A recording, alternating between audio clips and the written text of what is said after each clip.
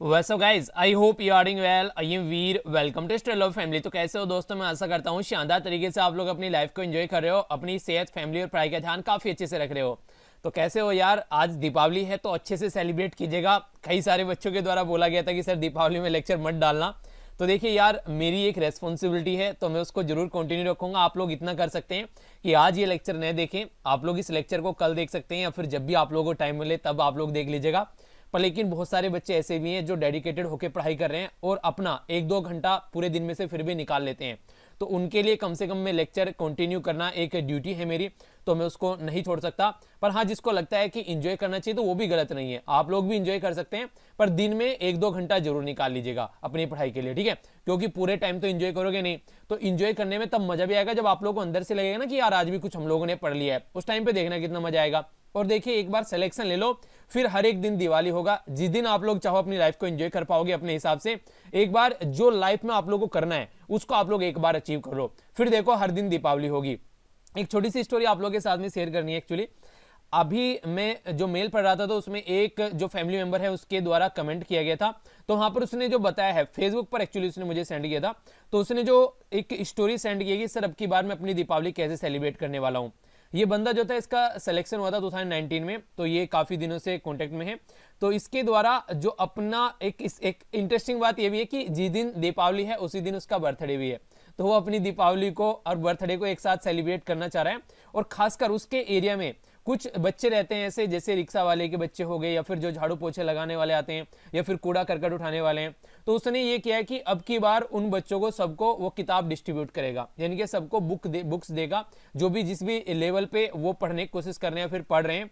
तो ये काफी एक अच्छे अंदर से इंस्पिरेशन देने वाली चीज होती है यार। देखो अगर आप लोग जरा सा भी ऐसा कुछ कर सकते हैं ना, वैसे आप लोग क्या करोगे, मान लीजिए आप लोगों ने 6-7 हजार रुपए पार्टी में उड़ा दी ले जाकर, ठीक है, पर लेकिन ये 6-7 हजार रुपए अगर आप लोग किसी पर्टिकुलर बच्चों को किताब वगैरह दे दो, या फिर जैसे सर्दी आ रही है तो सर्दी के कपड़े वगैरह दे दो, तो इस तरीके से अगर कुछ ऐसी चीजें अगर आप लोग करोगे तो सबसे अच्छी बात तो यहां पर ये होगी कि आपके दिल को एक सुकून मिलेगा कि हाँ आप लोगों ने कुछ अच्छा किया है। वरना पार्टी वार्टी करने जाओगे, बाहर का सामान खाओगे उल्टे सीधा, उसके बाद में बीमार पड़ोगे और सुबह तक भूल जाओगे हाँ पार्टी की थी, हाँ उसके बंदे का बर्थडे था। पर लेकिन जिसके पास में किताबें जाएगी, वो जब भी किताबें खोलेगा वो आपको याद करेगा। लगभग जिस साल अगर वो मान लीजिए 6th क्लास में है या फिर 5th में है या फिर कोई दूसरी क्लास में है, तो कम से कम 1 साल तक तो वो किताबें पढ़ेगा ना ये वाली, तो आप लोगों को कम से कम मिनिमम पूरे 1 साल याद रखेगा। और जिसको आप लोग पार्टी देंगे, दावत देंगे, वो 1 दिन के बाद भूल जाएगा सारी चीजें। और 1 साल की बात नहीं है, पूरी जिंदगी याद रखने वाला है कि हाँ कोई बंदा आया था उसने ऐसे हेल्प की थी। तो ये छोटी छोटी सी चीजें यार दीपावली पे आप लोग जो अपना यूज कर सकते हैं अपने आसपास में खुशियां फैलाने के लिए। एक और इंपॉर्टेंट बात, कोशिश ये करनी है आपकी बार जो मिट्टी के दिए होते हैं वो आप लोगों को जलाने हैं। कम से कम हर एक फैमिली मेंबर को 5 या 10 मिट्टी के दिए अपने घर में जरूर जलाने हैं। इससे क्या होगा, जो हमारी सोसाइटी में जो इस तरीके के लोग हैं जिनके पास में कोई भी रिसोर्सेज नहीं है, तो वो इस तरीके से अपनी लाइफ को एक अच्छी दीपावली में कन्वर्ट कर सकते हैं, ठीक है। तो उनके घर पे दीपावली बने, ये हमारा एक रेस्पॉन्सिबिलिटी है। यानी कि चाइना के घर दीपावली तो हम लोग हर साल बनाते हैं, अब की बार अपने घर पे, अपने गाँव में, अपने मोहल्ले में जो भी आप लोगों को कुम्हार दिखाई देते हैं जो खासकर ये बर्तन वगैरह बनाते हैं, उनके घर भी दीपावली बनवाइए, ये आप लोगों की रेस्पॉन्सिबिलिटी है।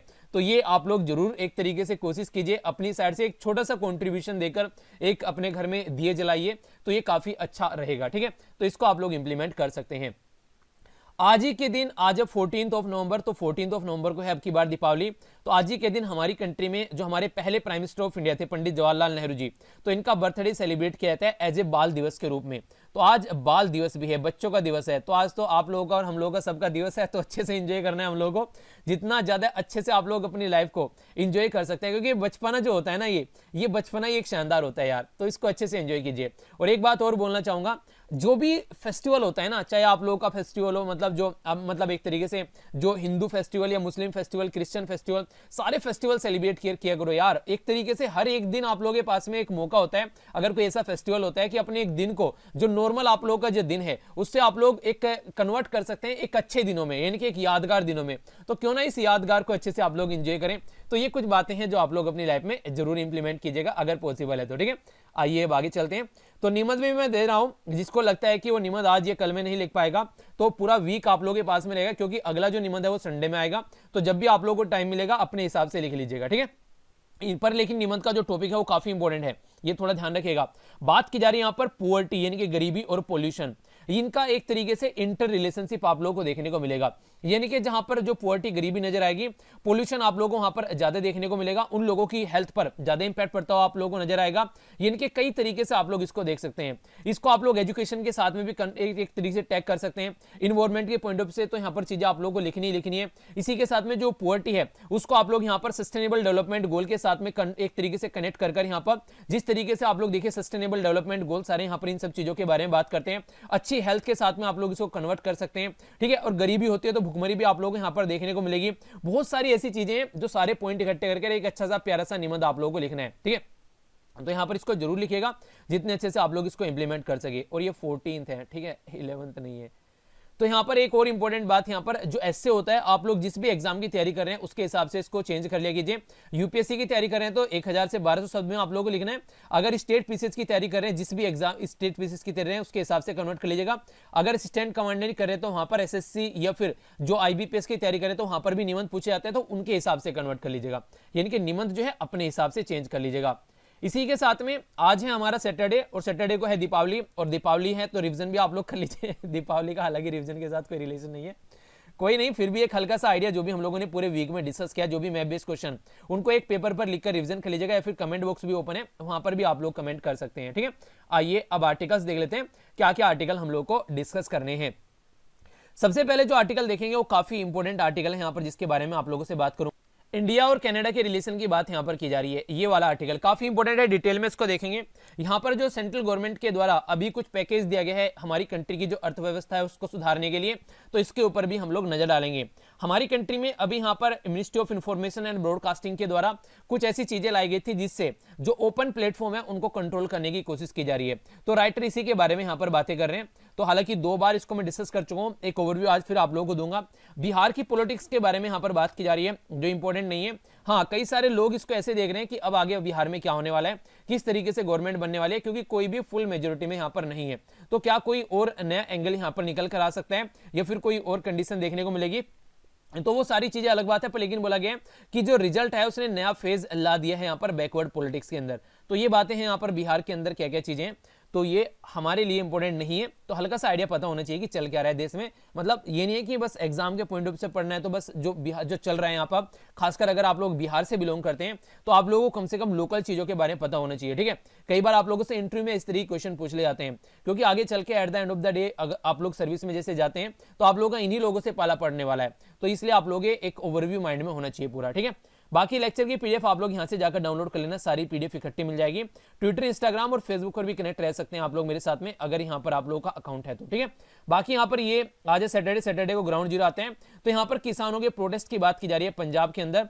पंजाब के अंदर आप लोगों को पता है काफी लार्ज स्केल पर प्रोटेस्ट पिछले कुछ दिनों में देखने को मिला। अभी यहां पर जो प्रोटेस्ट है वो इसलिए दिखाया जा रहा है क्योंकि जैसे लॉकडाउन में ट्रेन वगैरह काफी बंद रही, तो किसानों के पास बीज भी नहीं पहुंच रहे हैं जिसकी वजह से अपनी फसल उगा सके, तो इसलिए यहाँ पर प्रोटेस्ट भी दिखाया जा रहा है। और जो फार्म बिल लाए गए थे पिछले कुछ दिनों में वो तो आप लोगों को पता ही है, जिसके बारे में मैंने डिटेल में डिस्कस किया था।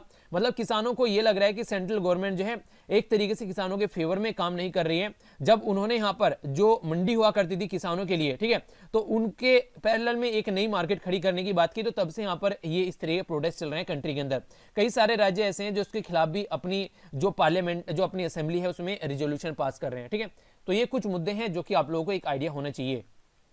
सबसे पहला जो आर्टिकल आप लोगों के सामने यहाँ पर ये इंडिया और कनाडा के बारे में बात कर रहा है। तो ये है अपनी प्यारी कंट्री। यहाँ से अगर आप लोग देखेंगे तो ये हो गया यूएसए, और यहाँ से इसके ऊपर थोड़ा सा आप लोग जाएंगे तो ये हो गया यहाँ पर कनाडा, ठीक है। तो यहाँ पर आप लोग देखिए यूएसए के जस्ट ऊपर है, यानी कि यहाँ पर जो बॉर्डर टच करता है पूरा, तो यहाँ पर आप लोगों को यूएसए और कनाडा देखने को मिलेगा। एक और इंपॉर्टेंट पॉइंट जो कई बार आप लोगों से ज्योग्राफी के पॉइंट ऑफ व्यू से पूछा जाता है, ये कनाडा और यूएसए के जो बॉर्डर हैं उस पर यहाँ पर कुछ लेक आप लोगों को देखने को मिलेगी। तो इन लेक के ऊपर थोड़ा नजर डाल लेते हैं। एग्जैक्ट यहाँ पर ये देखिए यूनाइटेड स्टेट ऑफ अमेरिका, ये हो गया कनाडा। थोड़ा सा जब आप लोग इसको जूम कर देखेंगे तो यहाँ पर देख सकते हैं लेक सुपीरियर, ऊपर हो गया कनाडा और नीचे हो गया यूएसए, तो बीच में कोई होकर जाता है तो ये डिवाइडेड है। इसी के साथ में लेक ह्यूरोन, ठीक है, यहाँ पर देखने को मिलेगा। लेक एरिक आप लोगों को यहाँ पर देखने को मिलेगा इसके नीचे। थोड़ा सा और जूम करेंगे, यहाँ पर इधर आप लोग आएंगे तो यहाँ पर ये आप लोग देखिएगा ये गया लेक ओंटेरियो, ठीक है। तो लेक ओंटेरियो हो गया यहाँ पर बीचों बीच में, यहाँ पर हो गया लेक एरिक, ठीक है। यहाँ पर आप लोग इसको देखिएगा ये हो गया लेक ह्यूरोन, और यहाँ पर आप लोग देखिएगा तो ये हो गया लेक सुपीरियर। एक लोती लेक अकेली जो है यहाँ पर यह लेक मिशिगन, इसके बारे में याद रखिएगा, ये completely United state of America के अंदर है। बाकी जो बड़ी बड़ी 5 लेक है उनमें से 4 लेक जो है वो कनाडा और यूएसए के बीच में है। तो कई बार इससे रिलेटेड आप लोगों के लिए क्वेश्चन बन जाता है, पर लेकिन हम लोग यहाँ पर इंडिया और यूएसए के रिलेशन के बारे में, सॉरी, इंडिया और कनाडा के रिलेशन के बारे में बात करें, ना कि कनाडा और यूएसए के बारे में। तो इसलिए आप लोग यहाँ पर समझिए जो पर्टिकुलर टॉपिक है उसके बारे में। अभी इंडिया और कनाडा के बीच में 3rd एडिशन यानी कि तीसरा संस्करण था यहाँ पर, जो ट्रैक 1.5 डायलॉग है। 1.5 डायलॉग यहाँ पर एक तरीके से काफी इंपॉर्टेंट डायलॉग है इंडिया और कनाडा के बीच में रिलेशन को अच्छी डायरेक्शन देने के लिए। अगर बात करूं यहाँ पर ट्रैक 1.5 डायलॉग के बारे में, तो कौन कौन होता है इसमें जब यहाँ पर डिस्कशन किया जाता है, तो ये एक मिक्स्ड वेज है। मिक्स्ड वेज का मतलब क्या है यहाँ पर, यानी कि गवर्नमेंट के ऑफिशियल भी होते हैं यहाँ पर और नॉन गवर्नमेंट एक्सपर्ट भी आप लोग यहाँ पर देखने को मिलेंगे, जो एक तरीके से यहाँ पर राउंड टेबल पर आमने सामने बैठकर यहाँ पर बातें करते हैं। तो यहाँ पर अनऑफिशियल कैपेसिटी भी देखने को मिलेगी और गवर्नमेंट के भी ऑफिशियल आप लोग यहाँ पर देखने को मिलेंगे। तो एक तरीके से सब मिलकर यहाँ पर बातें करते हैं। इसको ट्रैक 1.5 डायलॉग का नाम दिया गया है इंडिया और कनाडा के रिलेशन में। इसी के साथ में ट्रैक 2 डिप्लोमेसी के बारे में अगर बात करें, यहां पर अनऑफिशियल रिप्रेजेंटेटिव आते हैं, दोनों साइड के बातें करते हैं, कोई भी गवर्नमेंट का पार्टिसिपेशन नहीं होता है। तो अगर आप लोगों से कोई पूछे कि ट्रैक 1.5 और ट्रैक 2 क्या है, डायलॉग और डिप्लोमेसी, तो इसके बारे में पूरा एक तरीके से क्लैरिटी माइंड में होना चाहिए और आंसर आप लोग दे सके। अभी नवंबर 17 के बारे में बात की जा रही है आने वाले टाइम में, तो 3rd राउंड होने वाला है यहाँ पर इंडिया कनाडा ट्रैक 1.5 डायलॉग का। तो ये जो डायलॉग यहाँ पर होने वाला है, इसमें क्या होगा, अभी मैंने आप लोगों को बताया गवर्नमेंट भी रहेंगे और नॉन गवर्नमेंट भी रहेंगे। तो कौन कौन यहाँ पर रहने वाले हैं, डिप्लोमेट्स रहने वाले हैं, ऑफिशियल रहने वाले हैं, इसी के साथ में इंडिपेंडेंट एक्सपर्ट रहने वाले हैं, और फ्रांस के कनाडा के जो यहाँ पर फॉरेन मिनिस्टर हैं वो यहाँ पर जिनका नाम है फ्रेंकोई फिलिपिन, जो फिलिप सैम्पियन, ठीक है। तो ये रहने वाले हैं इंडिया के एक्सटर्नल अफेयर मिनिस्टर, ये एस जयशंकर साहब रहेंगे। तो वर्चुअल प्लेटफॉर्म के थ्रू ये मीटिंग आप लोगों को देखने को मिलेगी। वर्चुअल का क्या मतलब है कि ऑनलाइन ये आप लोग यहाँ पर देखने को मिलेगी, आमने सामने बैठकर यहाँ पर बात करेंगे। तो जो भी सॉफ्टवेयर यूज करें वो तो अपने आप देख लेंगे, पर लेकिन हाँ आमने सामने बैठेंगे ऑनलाइन, यानी कि प्रैक्टिकली एक दूसरी कंट्री में जाकर बात नहीं करेंगे। तो ये जो राउंड टेबल स्कॉलर और एक्सपर्ट्स की जो यहाँ पर अभी ये मीटिंग आप लोगों को देखने को मिलेगी, तो ये कई सारे पहलू पर यहां पर बात करेगी। स्ट्रेटेजिक पार्टनरशिप को कैसे लेकर चलना है दो कंट्री की, यहां पर न्यू जियो इकोनॉमिक जो इंडो पैसिफिक रीजन है वो आप लोगों को देखने को मिलेगा। इसी के साथ में जो डिजिटल कोऑपरेशन है, यहां पर अगर बात करें पर्टिकुलर एरिया में, तो यहां पर फिनटेक यानी कि जो एक तरीके से फाइनेंशियल टेक्नोलॉजी कंपनी है, आर्टिफिशियल इंटेलिजेंस है, तो जो लेटेस्ट आज की डेट में आने वाले टाइम में जिनका उन्हें कहते हैं कि टाइम आने वाला है, ठीक है, तो अपना टाइम आएगा, तो आने वाले टाइम में आर्टिफिशियल इंटेलिजेंस और फिनटेक कंपनी का टाइम आने वाला है। तो इन दोनों एरिया में इंडिया और जो कनाडा है वो मिलकर यहां पर काम करने वाले हैं। तो इस तरीके से आप लोग समझिए कि काफी अच्छे लेवल पर हम लोग आगे काम कर सकते हैं। पर लेकिन कई जगह आप लोगों को डिफरेंस भी देखने को मिलेगा, जैसे खालिस्तान वाला इशू है। खालिस्तान के यहां पर इंडिया में जो खासकर नॉर्थ इंडिया का पोर्शन है, पंजाब वाला एरिया, जो इसमें से निकाल के एक अलग अपना कंट्री बनाने की बात की जाती है। कई सारे ऐसे लोग हैं जो यहाँ पर इस पर्टिकुलर मूवमेंट को आगे लेकर चलते हैं। तो यहाँ पर कई बार जो कनाडा के अंदर आप लोगों को पता है काफी लार्ज स्केल पर हमारी कंट्री का डायस्पोरा है, सिख कम्युनिटी है, तो कई सारे लोग उसको सपोर्ट करते हुए नजर आते हैं। तो ये कई बार डिफरेंस का रीजन बन जाता है इंडिया और कनाडा के रिलेशन के बारे में। तो अगर नेगेटिव कुछ लिखना हो रिलेशन के बारे में, आप लोगों को कहां पर दिक्कतें हैं, इंडिया और कनाडा को काम करना चाहिए, तो इस इशू को आप लोग वहां पर इंक्लूड कर सकते हैं। आगे बात करें अगर 1.5 जो ट्रैक डायलॉग है यहां पर, इसके बारे में अगर बात करें तो ये फरवरी 2018 से यहां पर देखने को मिलता है। तो ये दो तरीके से यहां पर पार्टिसिपेट करते हैं दो कंट्री के जो थिंक टैंक हैं। जो यहां पर हमारा थिंक टैंक है, जो गेटवे हाउस है, इसको बोला गया India council on global relation, यानी कि हमारी साइड से ये थिंक टैंक काम करते हैं, यानी कि ये लोग यहां पर इसमें पार्टिसिपेट करते हैं। कनाडा की साइड से Canada centre for national governance innovation यानी कि CIGI, इनकी साइड से ये पार्टिसिपेट करते हैं। यानी कि पॉलिसीज को कैसे लेकर चलना है, इंडिया और कनाडा के बीच में क्या क्या काम अच्छे तरीके से किया जा सकता है, उसका एक ओवरव्यू यहां पर आप लोगों को देखने को मिल रहा है इस फॉर्म में। एम जो होता है बेसिकली फोकस देने का है, क्या क्या अपॉर्चुनिटी है दोनों के बीच में, क्या क्या प्रॉब्लम है, उनका सोल्यूशन निकाला जा सकता है, कहां इन्वेस्टमेंट हमको लोग कर सकते हैं। इसी तरीके से टेक्नोलॉजी और यहां पर जो जियोपॉलिटिकल जो रीअरेंजमेंट है उनमें क्या क्या आप लोग सोल्यूशन कर सकते हैं। यानी कि आप लोगों को ऐसे समझिए कि जो भी दिक्कतें हैं उनको निकालकर, सॉल्यूशन निकालकर कैसे शानदार तरीके से, आसान तरीके से हम दोनों कंट्री एक दूसरे के साथ मिलकर काम कर सकते हैं, उन पहलू के ऊपर यहां पर फोकस दिया जाता है। इसी के साथ में जो इंपॉर्टेंट पॉइंट यहां पर यह है, आज की डेट में इंडिया जिस तरीके से अलग अलग कंट्री, जैसे कि जापान हो गया, ऑस्ट्रेलिया हो गया, यूएसए हो गया, उनके साथ में मिलकर क्वाड और इंडो पैसिफिक जो एरिया है वहां पर मिलकर काम कर रहे हैं। तो यहां पर जो चाइना है उसको टैकल करने की कोशिश की जा रही है, और कनाडा और चाइना के रिलेशन भी आज के डेट में अच्छे नहीं है। तो हमारे लिए ये अपॉर्चुनिटी है कि अच्छे से हम लोग आज के डेट में जो कनाडा है उसके साथ में अपने रिलेशन अच्छे कर सकते हैं। आखिर ऐसा क्यों है, इनके रिलेशन खराब क्यों है? खराब इसलिए है क्योंकि अभी रिसेंटली कनाडा के द्वारा जो हुआई, जो काफी न्यूज में थी उस टाइम पर, जो कंपनी, ये जो हुआई कंपनी है, चाइना के फॉर्मर आर्मी के लीडर थे उनके, तो उनके द्वारा ये कंपनी स्टैब्लिश की गई थी। चाइना की गवर्नमेंट को ये बोला जाता है कि काफी ज्यादा डेटा सप्लाई करती है। तो ये जो कंपनी थी, इनके एक यहां पर इसके जो फाइनेंशियल ऑफिसर थे उनको अरेस्ट कर लिया गया था, जिनका नाम था मिंग ह्यूंग। ठीक है, तो यहां पर ये पर्सनैलिटी थे जिनको गिरफ्तार किया गया। नाम तो ऐसे ऐसे होते हैं, पता नहीं क्या, चलिए जो भी चिंग मिंग पिंग श्यू क्यू क्यू, पता नहीं क्या क्या नाम लगते हैं यार। एक बड़ी इंटरेस्टिंग बात मुझे याद आ गई। एक्चुअली एक बार बैठे हुए थे, मतलब हम लोग टीवी देख रहे थे जब पढ़ता था कॉलेज के टाइम पर। तो वहाँ पर जैसे चाइनीज़ अगर आप लोग देखिएगा, तो जैसे अगर चाइना की कोई टीम खेल रही है कहीं पर, तो एक वैसे ही एक छोटा मैच चल रहा था, तो एक वीडियो थी उसको देख रहे थे हम। तो वहाँ पर देखने लगे कि यार कि अगर इनके साथ में किसी की लड़ाई हो जाए, मान लो एक चाइनीज़ को, मान लो किसी चाइनीज़ ने आके हमारे किसी बंदे को छेड़ दिया, ठीक है, तो वो उसको पीट कर या थप्पड़ मारकर चला गया। तो दोस्त बोल रहा है यार अगर मान लो हमारा मैच होता है, हम लोग 11 प्लेयर हैं, क्रिकेट खेलते हैं चाइना के साथ में, और चाइना के भी 11 प्लेयर हैं, और हमारे साथ में किसी भी एक बंदे को चाइना के किसी एक बंदे ने आकर पीट दिया, ठीक है, तो फिर हम लोग जाएंगे, हमारी समझ में तो आएगा नहीं कि कौन से ने पीटा है, तो हमको सबको पीटना पड़ेगा अपना बदला लेने के लिए। ठीक है, न उनके नाम में डिफरेंस नजर आता है, न उनके फेस में डिफरेंस नजर आता है, ऐसी चीजें देखने को मिलती है। ऐसे ही था, बस बैठे हुए बातें कर रहे थे तो एकदम मुद्दा याद आ गया मुझे। कोई नहीं, चलो फालतू की बातें छोड़ो, इसको आगे बढ़ते हैं। तो यहाँ पर जो बातें की जा रही है, अच्छी इंटरेस्टिंग चीज यहाँ पर ये है कि आज की डेट में यहाँ पर जो चाइना के कनाडा के साथ में जो रिलेशन है वो अच्छे नहीं है, क्योंकि इन्होंने जब इनका फाइनेंशियल ऑफिसर गिरफ्तार किया कनाडा ने, तो यहाँ पर चाइना ने इसको वो नहीं बोला जैसे को तैसा, तो इन्होंने इनके 2 कैनेडियन जो ऑफिसर थे, नेशनल थे, उनको गिरफ्तार कर लिया, यानी कि 2 कैनेडियन पर्सनैलिटी को गिरफ्तार कर लिया बदला लेने के लिए, यानी कि तुम हमारा एक पकड़ो, हम तुम्हारे 2 पकड़ेंगे। तो इसके चलते काफी ज्यादा जो कंडीशन जो है बुरी हो गई। इसी के साथ में जो यहां पर अभी क्वाड ग्रुप हो गया, इंडो पैसिफिक रिलेशन हो गया, कोई भी ऐसा मुद्दा होता है तो कनाडा हमेशा उसमें सपोर्ट करता हुआ नजर आता है। तो कनाडा एक फेवरेबल कंट्री है हमारे लिए, इस मुद्दे पर आप लोग ये बात बोल सकते हैं। दूसरे जो काफी जो मेजर अगर फोकल पॉइंट करें तो इकोनॉमी कोऑपरेशन हम लोग कर सकते हैं काफी अच्छे से, और टेक्नोलॉजी में कोऑपरेशन हम लोग कर सकते हैं। यानी कि इकोनॉमी और टेक्नोलॉजी का जो कोऑपरेशन है इंडिया और कनाडा के बीच में, वो एक अच्छे लेवल पर हम लोग लेकर चल सकते हैं। तो इसके चलते कनाडा और इंडिया का जो मर्चेंडाइज है, जो ट्रेड है आज के में, जो सामान हम लोग बेच रहे हैं, वो लगभग 10 बिलियन कैनेडियन डॉलर आप लोगों को देखने को मिलेगा 2019 में। और कैनेडियन जो इन्वेस्टमेंट है हमारी कंट्री में, जिसको आप लोग एफडीआई यानी कि फॉरेन डायरेक्ट इन्वेस्टमेंट बोलते हैं, वो ह्यूज इन्वेस्टमेंट हमारी कंट्री में आ रहा है, और आने वाले टाइम में आने के चांसेस बहुत ज्यादा हैं। रीजन क्या है? कनाडा के अंदर यहां पर पेंशन फंड स्कीम होती है।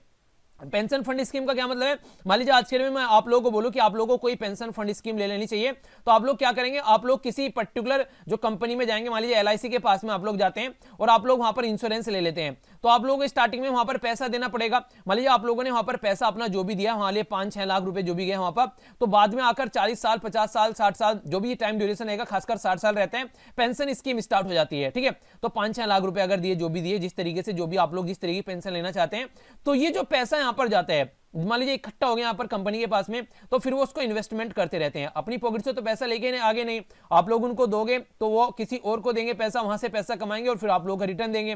तो इनडायरेक्ट वे में इंटरमीडिएटरी का काम करते हैं। तो जो पेंशन फंड है उसमें से ह्यूज फंड हमारी कंट्री में इन्वेस्टमेंट किया गया, जिसमें 55 बिलियन के करीब कैनेडियन डॉलर है ये पैसा है, जो कि आने वाले टाइम में और भी ज्यादा अच्छे से हमारी कंट्री में इंप्लीमेंट किया जा सकता है। तो हमारे लिए एक इन्वेस्टमेंट का सोर्स हो सकता है कनाडा काफी अच्छे लेवल पर। तो ये बातें यहां पर बोली गई है। इसी के साथ में यहां पर इन्वेस्ट इंडिया कॉन्फ्रेंस ऑर्गेनाइज कराएगी हमारी कंट्री के प्राइम मिनिस्टर मोदी जी के द्वारा 8 अक्टूबर को कनाडा के अंदर। ठीक है, तो इसमें जो कॉन्फ्रेंस में देखने को मिला, तो इसमें बोला गया कि एक तरीके से कनाडा के जो इन्वेस्टर हैं हमारी कंट्री में, वो काफी मेच्योर लेवल पर पहुंच रहे हैं, कई सारे सालों से काफी अच्छे से इन्वेस्टमेंट किया जा रहा है, और हम भी इसके लिए कोई भी बैरियर सामने नहीं आने देंगे, यानी कि कोई रुकावट सामने नहीं आने देंगे। सारी रुकावट हम लोग हटा देंगे, आप लोग इन्वेस्टमेंट करते रहिए जैसे आप लोग अच्छे से इन्वेस्टमेंट कर रहे हैं। अच्छी इंटरेस्टिंग बात ये आप लोगों को पता ही है कि कनाडा के अंदर काफी लार्ज स्केल पर हमारी कंट्री का डायस्पोरा है। तो 1.6 मिलियन के करीब स्ट्रॉन्ग रिप्रेजेंटेटिव है, लगभग 4% जो कनाडा की पॉपुलेशन है वो हमारी कंट्री के लोग हैं वहां पर कनाडा के अंदर। तो इससे आप लोग एक अंदाजा लगा सकते हैं कि कनाडा के अंदर कितनी ह्यूज पॉपुलेशन हमारी है।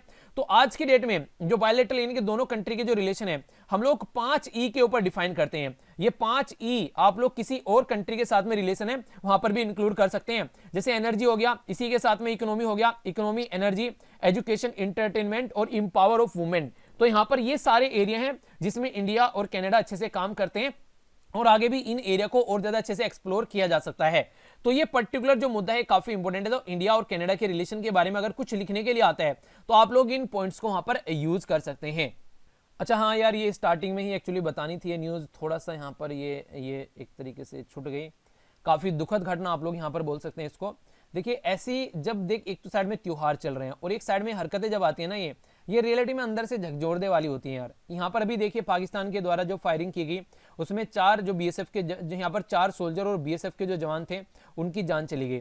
तो ये कंडीशन आप लोग ये देखिए कि एक इंसान जो होता है वो इंसान की जान लेने के लिए कितना आतुर रहता है, और वो भी उस टाइम पर जब कोई खुशी का मौका होता है, फेस्टिवल सेलिब्रेट कर रहे हैं, त्योहार चल रहे हैं, ईद दीपावली चल रही है हमारी कंट्री में, तो उस टाइम पर ऐसी हरकतें कई बार की जाती है। तो ये कहाँ तक सही है, कहाँ तक ये वाजिब है, मतलब ये एक तरीके से वो हो गया कि हाँ बस ये, लेकिन होता है कि हाँ माइंड जो है वो बिल्कुल वॉश कर दिया गया है, बस ये काम करो तुम, बस इसी काम में इंजॉयमेंट करना है, इसी काम को एंटरटेन करना है। तो ये काफी एक गलत तरीके की एक माहौल बनाने की कोशिश की जाती है। और सबसे जो इरिटेटिंग मुझे फैक्ट यहाँ पर लगता है वो ये है कि एक ऐसा कंट्री ये काम कर रहा है जो कभी हमारा ही पार्ट था, यानी कि हमारी ही कंट्री का एक पार्ट हुआ करता था, वो एक ऐसा काम यहाँ पर कर रहा है। तो ये और भी ज्यादा एक दुखद एक पहुंचाने वाली घटना है। बिल्कुल ऐसी है जैसे 2 भाई आगे चलकर अलग हो गए और वो 2 भाई एक दूसरे के जानी दुश्मन बन गए, ठीक है। तो ये कितना एक तरीके से एक ही माँ की कोख से पैदा हुए बच्चे आगे चलकर एक दूसरे के दुश्मन बन जा रहे हैं। तो वही कंडीशन आप लोग यहाँ पर देख सकते हैं। तो कितनी इरिटेटिंग फैक्ट है यहाँ पर ये समझिए, जो मिलकर काम कर सकते थे अच्छे से आज के डेट में एक दूसरे के कितने कट्टर दुश्मन बने हुए हैं। तो ये कंडीशन आप लोग यहाँ पर समझ सकते हैं, जो कि काफी बुरी बात है। ओके, आइए अब आगे चलते हैं। नेक्स्ट जो आर्टिकल है यहाँ पर, ये बेसिकली यहाँ पर बात करें एक स्टिमुलस पैकेज के बारे में, यानी कि एक तरीके से जो पैकेज दिया गया है सेंट्रल गवर्नमेंट के द्वारा, खासकर गांव वाले एरिया में भी और शहर वाले एरिया में भी, ताकि जो सिचुएशन है उसको सुधारा जा सके। तो अर्बन वाले एरिया में भी और रूरल यानी कि गांव वाले एरिया में भी। तो इसके बारे में कुछ बातें मैं आप लोगों से करने वाला हूं। अभी आप लोगों को पता है कुछ चीजें ऐसी देखने को मिली, पहले तो पेंडेमिक आया और पेंडेमिक से पहले भी इकोनॉमी कोई ज्यादा अच्छी नहीं थी, उस टाइम पर भी रेंग रेंग कर चल रही थी, हमारी इकोनॉमी की हालत काफी खस्ता थी। उसके बाद में फिर लॉकडाउन लगा दिया गया, लॉकडाउन ने रही सही कसर और यहां पर निकाल दी। और अभी फिलहाल जो है आज की डेट में जो चीजों को रिकवर करने की जो बात करते हैं तो उस पर सेंट्रल गवर्नमेंट जो है वो अच्छे से काम करती हुई कहीं ना कहीं नजर आ रही है अगर देखा जाए, क्योंकि कई बार ऐसे पैकेज जो है यहाँ पर अनाउंस किए जा चुके हैं, पर लेकिन फिर भी कहीं ना कोई कमी रह जाती है कि जैसा पैकेज वहां पर होना चाहिए उस तरीका पैकेज निकल कर नहीं आता है। तो यहाँ पर अभी जो देखने को मिला, सेंट्रल गवर्नमेंट के द्वारा एक पैकेज लाया गया जिसको एक तरीके से इकोनॉमिक कंडीशन जो हालत बेकार है तो उसमें एक सही डायरेक्शन में कुछ ना कुछ चीजें आप लोगों को देखने को मिलेगी। पास्ट टाइम में भी ऐसे एक्टिविटी इनके द्वारा की गई है। तो हाई फ्रीक्वेंसी जो इंडिकेटर खासकर आज के डेट में देखें वो बताते हैं कि जो इकोनॉमी हालत है वो थोड़ी सी रिकवर कर रही है, क्योंकि देखिए जब लॉकडाउन लग गया तो सारी चीजें बिल्कुल एक तरीके से बंद हो गई थी, पर फिर लॉकडाउन हटा तो चीजें फिर स्टार्ट हो गई। तो बेसिक एसेंशियल जो चीजें हैं वो तो आप लोगों के पास में पहुंची रही है ना आज के डेट में, जो भी आप लोग मार्केट से लाना चाहते हैं, तो कम से कम वहां पर जो रिकवरी है वो अच्छे से स्टार्ट यहां पर हो रही है। और इसी के चलते आगे आने वाले टाइम में भी होप लगाई जा रही है और गवर्नमेंट भी यहां पर प्रॉमिस कर रही है कि चीजें जो है वो अच्छे लेवल पर चलने वाली हैं। पर लेकिन जो ये पैकेज यहां पर दिया गया है ये कितने अच्छे से इंपैक्ट डालेंगे यहां पर, क्योंकि एक तरीके से पुनर्जीवित करने वाली बात है, खासकर जो सेक्टर यहां पर बचे हुए हैं। अगर बात करें कंस्ट्रक्शन सेक्टर जो कि काफी जॉब क्रिएट करता है, आज के दिन में वो काफी बड़ी प्रॉब्लम फेस कर रहे हैं यहां पर। तो ये पैकेज जो है ये एक तरीके से कंस्ट्रक्शन सेक्टर में क्या ये कितना ज्यादा यहां पर जो चीजों को सुधारने वाला है वो देखने को मिलेगा हमको। जो यहां पर 2 मुद्दे बोले गए, पहला मुद्दा तो यहां पर ये कि जो जॉब लॉस अभी देखने को मिला फॉर्मल सेक्टर में और जो रूरल डिस्ट्रेस यहां पर देखने को मिला पेंडेमिक और लॉकडाउन के टाइम पर, उसको एक्नॉलेज किया जा रहा है, एक तो अच्छी बात ये है। और इसी के साथ में एक जो पॉइंट यहां पर ये कि आज की डेट में अगर बात करें सेंट्रल गवर्नमेंट के द्वारा जो हाउसिंग प्रोजेक्ट है, मान लीजिए आप लोग कोई घर खरीदना चाहते हैं तो उसमें यहां पर अभी जो टैक्स में कुछ रियायत दी है इन्होंने, अगर 2 करोड़ के अंदर अंदर की कोई भी आप लोग यहां पर यूनिट खरीदना चाहते हैं, खासकर जो प्रोजेक्ट है जो बिल्डिंग बिल्डर है उनके द्वारा जो बना दिए गए और अब तक बेचे नहीं गए, तो उनके बारे में यहां पर यह बात की जा रही है। इसी के साथ में यहाँ पर जो बेसिकली फॉर्मल सेक्टर और इनफॉर्मल सेक्टर है तो उसके बारे में बात की जा रही है। तो यहाँ पर अगर देखिए, अगर घर बनाने वाली इंडस्ट्री अगर स्टार्ट हो जाती है तो वहां पर स्टील भी चाहिएगा, सीमेंट भी चाहिएगा, और भी लकड़ी वगैरह या कई सारे मटेरियल चाहिए, वायरिंग चाहिएगी, वहां पर एक तरीके से बहुत सारे ऐसे मटेरियल चाहिए। अगर आप लोग ये सोचे अगर कोई घर बनाना आप लोग स्टार्ट करते हैं तो वहां पर क्या चाहिएगा, तो सारी जो इंडस्ट्री है वो चलना स्टार्ट हो जाती है फिर, यानी कि वहां पर ईंट चाहिएगी, सीमेंट चाहिएगा, इसी के साथ में सैंड चाहिएगा, लकड़ी चाहिएगी, वहां पर आप लोगों को लोहा चाहिएगा, स्टील चाहिएगा, जो बिजली की सारे के जो इलेक्ट्रिक इक्विपमेंट्स वगैरह चाहिए, लाइट वगैरह, फैन वगैरह, वो सारी चीजें आप लोगों को वहां पर रिक्वायरमेंट होगी। तो अगर ये सेक्टर यहां पर चलता है हाउसिंग वाला सेक्टर, तो बहुत सारे सेक्टर को साथ में लेकर चलते हैं। तो इसलिए यहां पर दोनों तरीके से जॉब क्रिएट करेगा, चाहे वो फॉर्मल सेक्टर हो और चाहे इनफॉर्मल सेक्टर हो। इनफॉर्मल सेक्टर कैसा होता है, जैसे कि आप लोग देखिए यहां पर ये दिखाया गया, यहां पर ये जो डे बाय डे जो काम करते हैं, यहां पर अपना रोजी रोटी जैसे तैसे अपना जुगाड़ करते हैं, ये इनफॉर्मल सेक्टर होता है। तो आप लोग दोनों में डिफरेंस एक बार समझने की कोशिश कीजिए। इनफॉर्मल, फॉर्मल सेक्टर या फिर ऑर्गेनाइज या फिर अनऑर्गेनाइज सेक्टर के नाम से भी इनको आप लोग जानते हैं कई बार। यहां पर अगर आप लोग देखेंगे तो कई सारी चीजें आप लोग को देखने को मिलेगी। सबसे पहला तो जो यहां पर अगर वर्क की बात करें वो रेगुलर वर्क रहता है यहां पर, और वहां पर एक प्रॉपर सैलरी आप लोगों को एश्योर की जाती है, मिनिमम वेज आप लोगों को देखने को मिलती है, टाइम टू टाइम इंसेंटिव आप लोगों को मिलते रहते हैं। वो सारी चीजें फॉर्मल सेक्टर में आप लोगों को देखने को मिलेगी, जिसको ऑर्गेनाइज सेक्टर बोलते हैं। अनऑर्गेनाइज सेक्टर में कोई भी ऐसी चीजें आप लोगों को देखने को नहीं मिलते हैं। वहां पर तो एक ये भी नहीं पता है कि आज आप लोग खाना मिलेगा, कल नहीं मिलेगा, बच्चों की जो एजुकेशन फी है उसके बारे में कुछ नहीं रहता है, जबकि यहां पर सारी अरेंजमेंट रहती है। तो ये एक तरीके से एंजॉय करते हैं इंप्लॉयमेंट सिक्योरिटी की। हाँ, आप लोगों को जॉब मिल गई है तो ये फिक्स ड्यूरेशन आप लोगों को देखने को मिलेगा, ठीक है। फिक्स नंबर आर भी यहां पर देखने को मिलेंगे। ये कोई सी भी चीज इनफॉर्मल सेक्टर में आप लोगों को देखने को नहीं मिलती है। यहां पर पेड लीव आप लोगों को मिलती है, घर पर आप लोग रहते हैं, अगर कोई भी प्रॉब्लम होती है, आप लोग ये समझिए अगर मान लीजिए गवर्नमेंट जॉब आप लोग कर रहे हैं, किसी कंपनी में काम कर रहे हैं, तो वहां पर अगर प्रेग्नेंट वुमेन है तो उसको पेड लीव मिल जाती है। पर लेकिन अगर कोई वुमेन यहां पर अगर काम कर रही है इनफॉर्मल सेक्टर के अंदर में, यानी लीजिए कोई एक आज के डेट में कोई ऐसा है कि जैसे कि आप लोग बोलिए कि जैसे सड़कों पर ये नहीं होते हैं सामान बेचने वाले जो लोग हैं, ठीक है, क्या उनकी अगर वुमेन आप लोग देखें कई बार प्रेग्नेंट भी रहती हैं तो तब भी बैठे हुए सामान बेच रहे होते हैं, क्योंकि उनको पता है कि अगर काम नहीं करेंगे तो कल को उनके घर में चूल्हा नहीं जलेगा। तो इसलिए यहां पर अगर आप लोग इनको देखिएगा, ऑर्गेनाइज और जो अनऑर्गेनाइज सेक्टर है वो एक अलग पैटर्न आप लोग यहां पर करता हुआ नजर आएगा। तो इसलिए काफी ज्यादा जरूरी है यहां पर किस तरीके से चीजों को आप लोग लेकर यहां पर चलते हो। तो ये एक तरीके से कहीं ना कहीं जो हमारी कंट्री में अगर ऑर्गेनाइज सेक्टर बढ़ जाता है तो ये सोसाइटी को काफी ज्यादा इंप्रूव करेगा। तो दोनों तरीके से काम करने की बात की जा रही है। एक और इंपॉर्टेंट फैक्ट यहां पर यह है कि जो इनफॉर्मल सेक्टर है, ठीक है, वहां पर आप लोगों को ज्यादा लोग काम करते हुए नजर आएंगे as compare to formal sector में, क्योंकि फॉर्मल सेक्टर में कोई ना कोई स्किल चाहिए, बिना स्किल के काम करना पॉसिबल नहीं है। इनफॉर्मल सेक्टर में आप लोग बिना स्किल के भी काम कर सकते हैं। तो इसलिए ऑल ओवर वर्ल्ड में अगर देखिए पॉपुलेशन जो है वो लगभग 40% है फॉर्मल सेक्टर में और एक बाकी 60% है इनफॉर्मल सेक्टर में, और हमारी कंट्री में तो 80 से 90% के करीब क्रॉस कर जाता है इनफॉर्मल वर्सेज फॉर्मल सेक्टर। तो हमारी कंट्री में तो और भी बुरी कंडीशन यहां पर देखने को मिलेगी। तो इसलिए जरूरी है कि इनके बीच में एक बैलेंस रखकर हम लोग चल पाए, ठीक है। तो ये चीजें यहां पर समझाने की कोशिश की जा रही है। बाकी जो भी चीजें अभी रिसेंटली इंप्रूव हुई है, तो मार्केट में डिमांड क्रिएट हुई है, तो जैसे ये डिमांड क्रिएट हुई है यहां पर सितंबर से लेकर अक्टूबर के महीने में, तो तब से लेकर यहां पर चीजें सुधरी हैं। पर लेकिन कुछ सेक्टर ऐसे जैसे टूरिज्म इंडस्ट्री होगी, ठीक है, यहां पर हॉस्पिटैलिटी होगी, यानी कि जो होटल इंडस्ट्री होगी, ये आज की डेट में भी मरने की कगार पर बैठी हुई है, क्योंकि आज की डेट में भी कोई भी लोग जो है मैक्सिमम आप लोगों ने देखा होगा कोई यहां पर आज के डेट में कोई टूरिस्ट घूमने जा रहा है, या फिर होटल में बहुत सारे लोग जो आज के डेट में स्टे कर रहे हैं जा जाके, क्योंकि जब घूमने नहीं जाएंगे तो उनको यूज कैसे करेंगे। तो ये इंडस्ट्री एक ऐसी है जो आज के डेट में भी यहां पर मरी हुई है, इनके ढंग से काम नहीं कर पा रही है जब तक चीजें नॉर्मल नहीं हो पाती हैं। तो इसके बारे में थोड़ा सा सोचना पड़ेगा। इसी के साथ में अगर बात करें जैसे हेल्थ केयर सेक्टर के बारे में बात करें, तो कुछ पॉजिटिव साइड यहां पर ये देखने को मिली, जो पहले हेल्थ केयर पर इन्वेस्टमेंट नहीं करते थे अब हेल्थ केयर पर इन्वेस्टमेंट कर रहे हैं। तो आने वाले टाइम में यहां पर अभी देखिए कि under an emergency credit scheme यहां पर जो रिस्ट्रिक्ट की गई थी यहां पर एमएसएमई, यहां पर तो हेल्थ केयर सेक्टर को भी यहां पर काउंट करके अच्छे से चला गया है। तो ये कहीं ना कहीं एक तरीके से एनकरेज करने वाली चीज है, क्योंकि हेल्थ सेक्टर में अगर आप लोग काम कर रहे हैं, मान लीजिए कोई हॉस्पिटल है, वहां पर आप लोग देख कैसे कैसे लोगों की जरूरत होगी वहां पर, ठीक है, दवाई वालों की जरूरत होगी, नर्स की जरूरत होगी, डॉक्टर की जरूरत होगी, बाकी साफ सफाई करने वालों की जरूरत होगी। तो वहां पर भी कई सारे लोगों के लिए जॉब क्रिएट की जाती है। तो अभी जो टोटल मिलाकर जो पैकेज दिए गए 3 लाख करोड़ में से जो लगभग यहां पर 2.05 लाख करोड़ जो है यहां पर ये ऑलरेडी दिए जा चुके हैं, और बाकी का जो बचा हुआ है वो जनता तक अभी पहुंचेगा। तो कैसे कैसे यहां पर पहुंचेगा उसको हम लोग देखते हैं। तो कुछ तो यहां पर बोला गया 1.46 के करीब लाख के करीब बोला गया है कि जो हमारी कंट्री में डोमेस्टिक मैन्युफैक्चरर है, यानी कि जो हमारी जो लोकल इंडस्ट्री है उसको यहां पर पैसा दिया जाएगा, जिसमें लगभग 10 सेक्टर इनके द्वारा इंक्लूड किए गए हैं। 900 करोड़ के करीब इनके द्वारा वैक्सीन रिसर्च के लिए दिया गया है, ताकि कोविड 19 की जो दवाई है वो बनाई जाएगी और फिर यहां पर उसको डिस्ट्रीब्यूट किया जाएगा। तो कई सारे ऐसे एरिया हैं जहां पर इनके द्वारा एक स्टिमुलस दिया गया है, यानी कि एक तरीके से पैसा पहुंचाया गया है। अगर आप लोग यहां पर एक बात और देखें, यहां पर जो यहां पर बात करें अगर जो नई जॉब के बारे में अगर आप लोग यहां पर देखिएगा तो बेसिकली डिमांड जितनी बढ़ेगी उतनी ही ज्यादा यहां पर जॉब क्रिएट होगी। मान लीजिए आज की डेट में मैं आप लोगों को बोलता हूं कि मैंने एक पर्टिकुलर किताब है पॉलिटी की, वो किताब मैंने अभी यहां पर प्रिंट की है, ठीक है। तो प्रिंट की है तो मान लीजिए आप लोगों ने, पूरे परिवार ने वो किताब खरीदनी स्टार्ट कर दी और 40,000 लोगों ने वो किताब खरीद ली, ठीक है। तो 40,000 लोगों ने अगर वो किताब खरीद ली और आप लोगों ने पढ़ी, आप लोगों का सिलेक्शन हुआ, काफी सारे क्वेश्चन उससे आ रहे हैं, तो आप लोग क्या करेंगे, आप लोग और 4 लोगों को बताएंगे कि यार हाँ, कि वीर सर के द्वारा, हमारी एसएलवी फैमिली मेंबर के द्वारा एक तरीके से एक किताब है और आप लोग उसको खरीद सकते हैं। तो इससे क्या होगा, और लोग पढ़ेंगे, उनका सिलेक्शन होगा, वो और आगे बताएंगे। तो पता चला प्रिंट तो की थी यहां पर कितनी, ओनली प्रिंट की थी 40,000, मुझे लगा 40,000 ही लोग खरीदेंगे जो हमारे फैमिली मेंबर हैं, पर लेकिन वो खरीद ली गई 4 लाख से भी ज्यादा लोगों के द्वारा।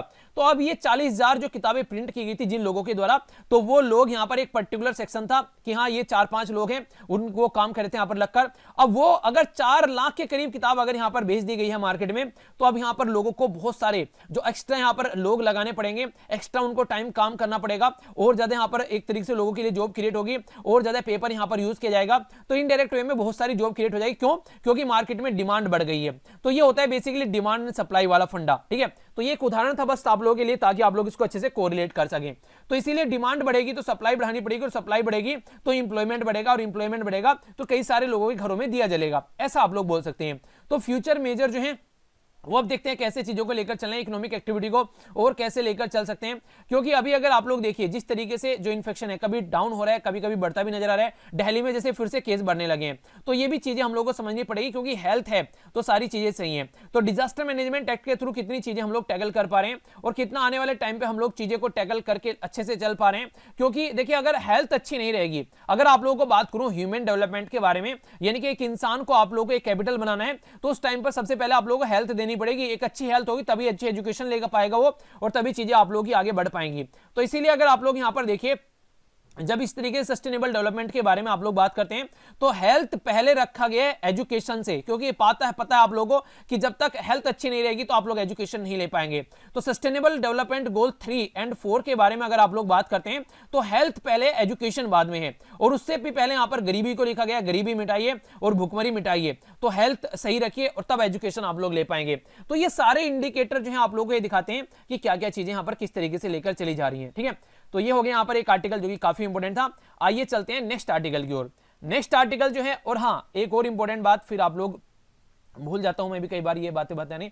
बेसिकली जो आप लोगों का एथिक्स वाला जो क्वेश्चन होता है, वो मैंने बोला था कि संडे को पेस्ट कर दिया करूंगा अब आप लोगों के लिए। उसका रीजन ये क्योंकि सैटरडे में कई सारे बच्चे जो हैं वो क्या करते हैं, वो लिखते हैं बेसिकली अपना जो एसे, ठीक है। तो आप लोगों को जैसे कि एथिक्स वाला जो हो गया वो आप लोगों का हो जाया करेगा संडे में, ठीक है। सैटरडे में आप लोगों को हो जाया करेगा जो एसे, और बाकी के जो दिन है वो आप लोग क्वेश्चन रहता ही रहता है। तो ये चीज तो मैं करा रहा हूं। बाकी जो आप लोगों को लगता है जैसे ऑप्शनल सब्जेक्ट के हो गए, या फिर अगर टाइम थोड़ा निकाल पाते हैं तो थोड़ा सा खुद से भी आप लोग लिखने की कोशिश कीजिए। और जो भी आप लोग खुद से भी क्वेश्चन अगर आप लोग लिखते हैं, तो ये कोई जरूरी नहीं है कि हाँ आप लोग यहाँ क्वेश्चन पोस्ट नहीं कर सकते, बिल्कुल पोस्ट कीजिए। ऐसा नहीं है कि वही क्वेश्चन पोस्ट आप लोगों को करने हैं ग्रुप के अंदर, जो फेसबुक पर या फिर टेलीग्राम पर जो मैं आप लोगों को बताता हूं, नहीं, जो क्वेश्चन आप लोग खुद से भी लिखते हैं वो भी आप लोग पेस्ट कर सकते हैं। वो भी आप लोग वहां पर बात बेसिकली लिख लीजिएगा उसके ऊपर कि क्वेश्चन ये है, अपना जो भी क्वेश्चन आप लोगों ने लिखा है और ये इसका आंसर है, तो उसको भी एक दूसरे का रिव्यू कीजिए आप लोग, ठीक है। तो ये बिल्कुल भी ऐसा कोई उस पर प्रतिबंध नहीं है। वहां पर कई सारे बच्चे पूछते हैं सर ये मेरा खुद से क्वेश्चन लिखा है, इसको पेस्ट कर सकता हूं, बिल्कुल पेस्ट कीजिए यार, और दोनों जगह पेस्ट कीजिए। मैं तो ये कहूंगा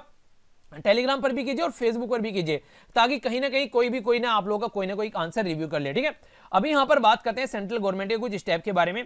सेंट्रल गवर्नमेंट के द्वारा, जिसमें हमारी कंट्री में ministry of information and broadcasting है, उसके द्वारा क्या किया गया है, जो वीडियो स्ट्रीमिंग सर्विस है, जैसे ऑनलाइन आप लोग देखते हैं अमेजन हो गया, नेटफ्लिक्स हो गया, ये सारी चीजें, तो यहां पर आप लोगों को देखने को मिलेगा कि जो स्ट्रीमिंग की जाती है ऑनलाइन, जो वीडियोज आती हैं एक तो उसके ऊपर, और ऑनलाइन जो न्यूज है, इनको मिनिस्ट्री ऑफ इंफॉर्मेशन ब्रॉडकास्टिंग के द्वारा बोला गया कि ये इसको अपने हिसाब से लेकर चलेंगे, इसको रेगुलेट करेंगे। थोड़ा सा करने का मतलब क्या है, तो इसको थोड़ा सा रेगुलेशन का मतलब आप लोग समझिए, जो मैंने आप लोगों को यहां पर बताया भी था।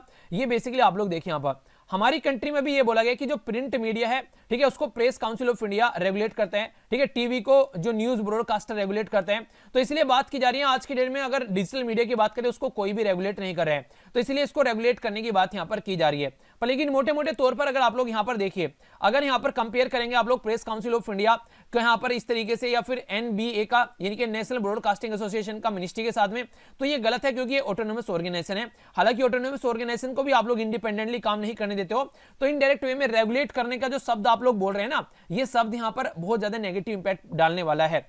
अगर बात करें टाइम टू टाइम, अगर आप लोग चीजों को लेकर चलते हैं यहां पर, तो डिजिटल सर्विस के बारे में बात करें, कुछ ना कुछ यहां पर फ्रेमवर्क होना चाहिए। तो सुप्रीम कोर्ट ने जब पूछा, तो यहां पर सुदर्शन न्यूज का जब केस सामने निकल कर आया, यहां पर बात की जाती है यूपीएससी जिहाद के बारे में, तो ये काफी ज्यादा नेगेटिव एक तरीके से हेट्रेट सोसाइटी में इनके द्वारा फैलाई गई थी उस टाइम पर, और काफी सारे जो उल्टे सीधे फैक्ट प्रस्तुत किए गए थे यूपीएससी को लेकर कि यूपीएससी में मुस्लिम कम्युनिटी को ये फायदा हो रहा है, पता नहीं कैसी कैसी चीजें इनके द्वारा यहाँ पर एक तरीके सामने रखी गई थी जिसका कोई बेस नहीं था, इनके बेसलेस चीजें यहाँ पर इनके द्वारा प्रेजेंट की गई थी।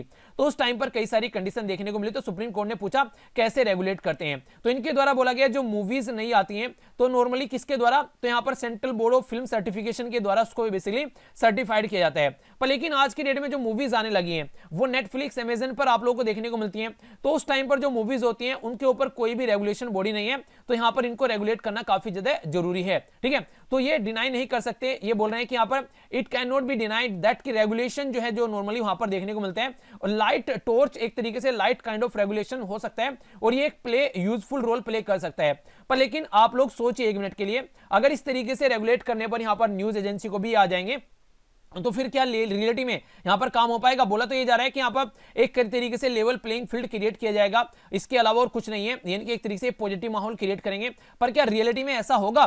तो ये सोचना पड़ेगा हम लोगों को। अगर बात करें रेगुलेटरी मैकेनिज्म फंक्शन के बारे में, तो यहां पर कितना ये इसको रेगुलेट कर रहे हैं, या फिर इससे क्या, कई सारे क्वेश्चन है कि किस तरीके से रेगुलेट कर रहे हैं, किस लेवल पर रेगुलेट कर रहे हैं। पता चला कई सारे लोग ऐसे हैं जो कि इंडिपेंडेंट जर्नलिज्म करते हैं, या फिर पॉलिटिकल का जो एक तरीके से पॉलिटिक्स जो है उसका मजाक उड़ाते हैं, तो उसके ऊपर तो ये शिकंजा कसने की कोशिश करेंगे। ठीक है, एक तरीके से गवर्नमेंट का इंटरफेरेंस काफी ज्यादा बढ़ जाएगा, यहां पर वो इंडिपेंडेंटली काम ही नहीं कर पाएंगे। तो किस तरीके से यहां पर काम चलेगी, आप लोग ये बताइए। इसी के साथ में ये तो एक तरीके से आप लोग ये समझिए, जो फ्री स्पीच है उसको दबाने की कोशिश की जाएगी।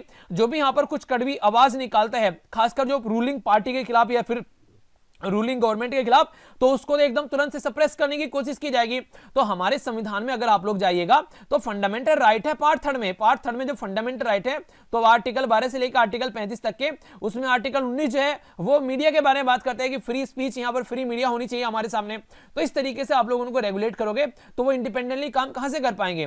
तो यहां पर प्रिंट मीडिया और जो टेलीविजन है वो अगर सेल्फ रेगुलेट करें, उनके लिए कुछ ऐसा फ्रेमवर्क रहे कि वो अपने आप को रेगुलेट करें, यानी कि बिल्कुल ऐसे ही जैसे मैं आप लोगों को बोलता हूं क्वेश्चन आप लोगों को लिखना है, ऐसे आप लोगों को लिखना है। ठीक है, आंसर राइटिंग आप लोग करनी है, या क्वेश्चन के आंसर आप लोगों को देने हैं। तो मैं आप लोगों को आकर एक तरीके से बोल थोड़ी ना रहा हूं, आप लोग अगर अपने आप को डिसिप्लिन में लाएंगे, आप लोग अपने आप को, मैं इतना ट्रस्ट आप लोगों के ऊपर कर रहा हूं कि हाँ आप लोग आंसर लिख रहे हैं, जो बच्चे स्टार्टिंग से लिख रहे हैं वो रेगुलर आंसर लिख रहे हैं, तो एक तरीके से ट्रस्ट ही तो है। तो यहां पर एक तरीका ट्रस्ट है कि आप लोग अच्छे से काम कर रहे हैं, और सिलेक्शन भी बहुत सारे बच्चों का जब होता है तो उसी तरीके से होता है जिसने वो ट्रस्ट को बनाए रखा है। अब मान लीजिए एक बच्चा ऐसा है कि हाँ सर तो बोलते रहते हैं, हम क्या करेंगे लिख के, वो लिखता ही नहीं है।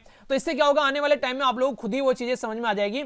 जब सामने वाले का सिलेक्शन होगा और आपका सिलेक्शन नहीं होगा, तो आप लोगों को पता चलेगा कि यार उस टाइम पर सर की बात मान लेनी चाहिए थी। ठीक है, और ऐसे आप लोग घर वाले होते हैं, आप लोग घर वाले आप लोगों को बोलते हैं कि ऐसा कर लो, तो आप लोग उनको भी इग्नोर करते हैं। तो ये सारी चीजें आप लोगों को खामियाजा तब भुगतना पड़ता है जब सिलेक्शन नहीं होता है, फिर बुद्धि होती है थोड़ी सुधरती है, तब चीजें लगता है कि यार कर लेना चाहिए था उस टाइम पर।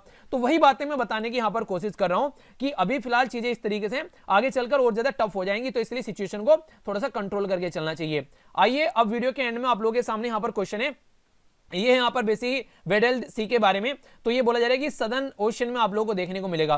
दूसरा बोला गया कि लैंड बाउंड्री के पॉइंट ऑफ से बात करें तो यहां पर ये कोस्ट लैंड, इसी के साथ में यहां पर अंटार्कटिका पेनिनसुला, तो ये बाउंड्री क्रिएट करता है। कौन सी स्टेटमेंट सही है? ए में बोला गया 1, बी बोला गया 2, सी बोला गया बोथ, डी बोला गया नाइदर 1 नो 2। सही आंसर क्या है? तो सही आंसर है सी, यानी कि दोनों की दोनों स्टेटमेंट यहां पर बिल्कुल सही है। और यहां पर एक पर्टिकुलर पर्सनैलिटी है, यहां पर जो सॉरी ये यहाँ पर पर्टिकुलर पॉइंट है जिसके बारे में बात की जा रही है।